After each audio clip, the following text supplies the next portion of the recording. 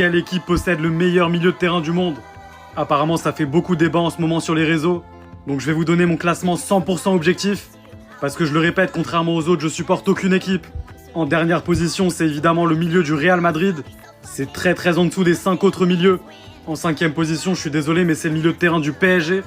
Je le répète, c'est pas un mauvais milieu de terrain, mais c'est beaucoup moins fort que les 4 autres équipes. En 4e position, pour moi, c'est le milieu de terrain de Liverpool. Dans ce trio, il y a 2 génies, Alexis McAllister et Florian Wirtz. Mais pour moi, au poste de numéro 6, Gravenberch, c'est un petit peu surcoté. En 3e position, c'est le milieu de terrain d'Arsenal. Zubimendi, vous allez le découvrir cette année, mais il est exceptionnel. Declan Rice, j'ai plus besoin de le présenter, il est beaucoup trop fort. Et Martin Odegaard, c'est une valeur sûre à son poste.